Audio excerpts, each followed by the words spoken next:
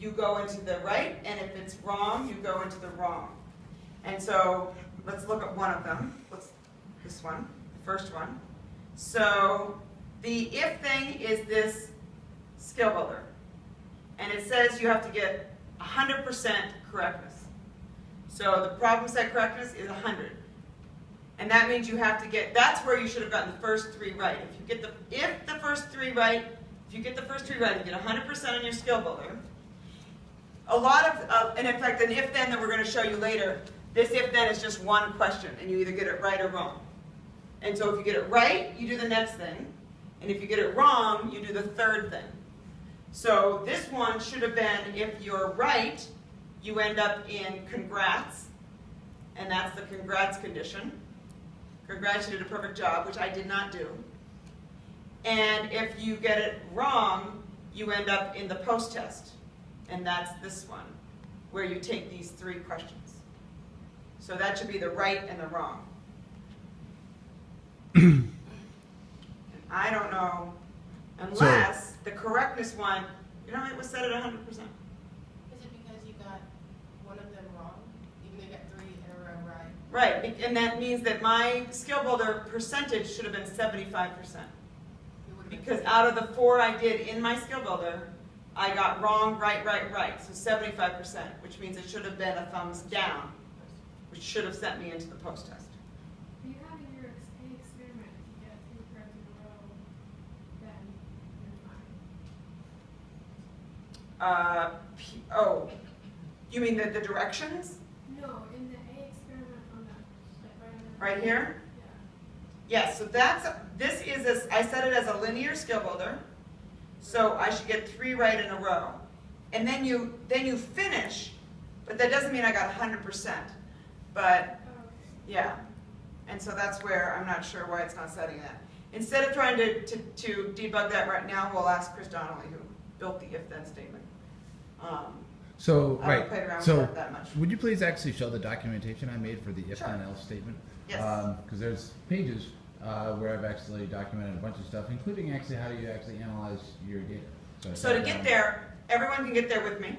So under our annotated bibliography in section E, introducing to skill builders, the first place I wanted to send you to in our documentation says submitting your ideas. So if you click on submitting your ideas, this is the page where you learn how to submit a study to us to use with our subject group. And so these are the documents that you use and you email to me. But at the bottom, we have, because we really want, if you're going to use our subject group, we want you to try to make it be a skill builder study. And so this is our list of skill builders. And you get a sense of, these are all the skill builders, and these are their names. And you can see sort of how many students have done it in a year. So we had 4,500 students do this skill builder in 1 year. So if that's the skill builder you choose for your study, you're going to get a big boom. You guys found something, and I think it was lower down on the list. So if you're agnostic as to what the content is, pick ones that are up here. And this tells you whether it's being used right now as a study. And these are all the no's.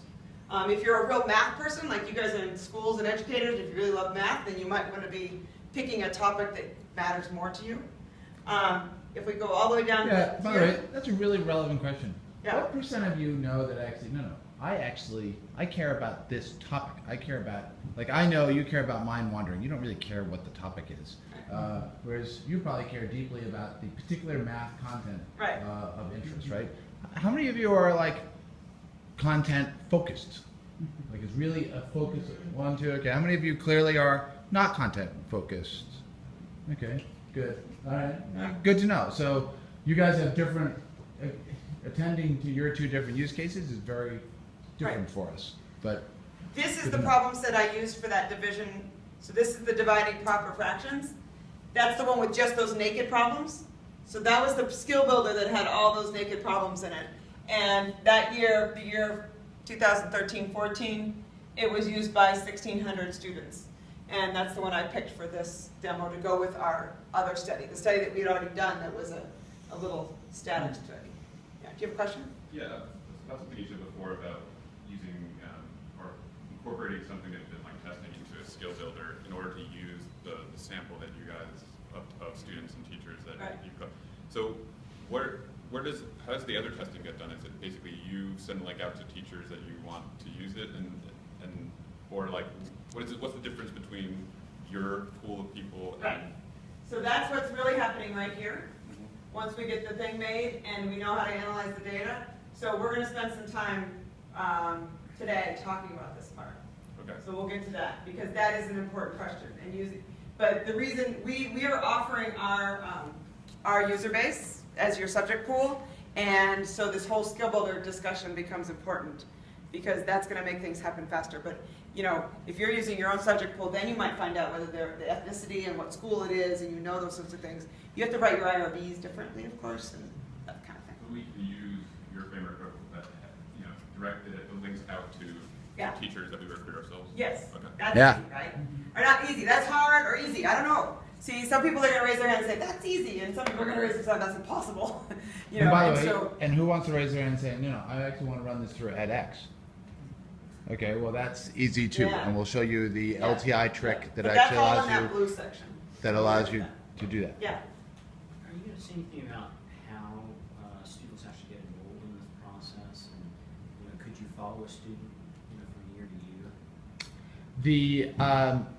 I think that's going to become, it actually all depends on how we're enrolling them, right? So if my friend there at Boston College is actually sending out his own links to his own teacher friends, then obviously that's a different longitudinal tracking challenge that actually, it is the case that actually in our normal subject pool, we do a really good job of longitudinally tracking people, such that actually the National Science Foundation funded us to actually, Ryan Baker, to actually do a longitudinal study using data we collected from years before to see who goes on to college and whatnot. So, so there's lots of hope, but it all depends on how you actually do it. If you've got edX students, okay, I have no idea who they are, right? I can't help you at all track them, because then they'll be totally anonymous. But hopefully that will become slightly clearer as we talk about those different enrolling in that blue options. section. So Neil wanted us to go here, because he wanted to show you, so many of you have probably been to this website. If we click on the home page, this is this video of Neil. We can't get the initial picture to change, but you can watch it. There we go. And so you've been here, at least you registered from here. And on the left, we're kind of She tries to get me following- to smile when I make these videos, Yeah. because I get a frown. We're following down this left, so we've got, create an account, IRB in terms of use, developing the research, and that's sort of part one. Creating a problem set, that's your part two. And in here, we have instructions for the if-then. So there's a lot of instructions on how to use our builder and that sort of thing in here. We're being exposed to that today. But this is the if-then page. And so there's instructions about the if-then. So what do you want to show about this, Neil? Well, I guess actually that's what the National Science Foundation is funding us to do, to actually do things to actually increase the flexibility of the types of experiments that you actually can do. So we'll probably actually do a time test, but actually I come here because actually I also want to know, like last night I was interrogating Caitlin. She actually wants to do mind wandering. She wants to actually have kids hit a button anytime actually they recognize they're mind wandering. And I'm like, well, that's kind of hard to do because actually they're right in the middle of a problem. What if we actually collect that at the end of each problem? And then does that fit the experimental design, or is that totally screwed up? But as I work with you, I try to figure out what do all these darn researchers actually want to do? Right. But now we're trying to show what we have. The if-then exists. It's a little clunky. You have to just put 3 things in an if-then, and we're going to look at another study in a second that uses it as well. But once again, I think it's important, Neil, that you brought us here, because a lot of this documentation on how to build a study is beyond this workshop. Like, we're just trying to get everyone hands-on today, but there's a lot of documentation on this place. And I know it's good website. enough because I keep getting sent studies that are already built, saying, Yeah, will you run this? we've had And I'm studies like, built okay, and just sent to us. it's somewhat complete. It's still kind of crappy because I wrote a lot of it. Yeah, we're getting it better.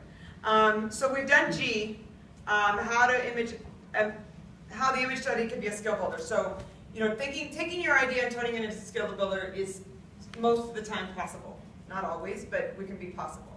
So now let's do a deep dive. Neil's been talking a lot, so I'm gonna skip your little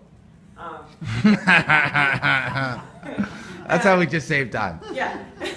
So we're gonna go to this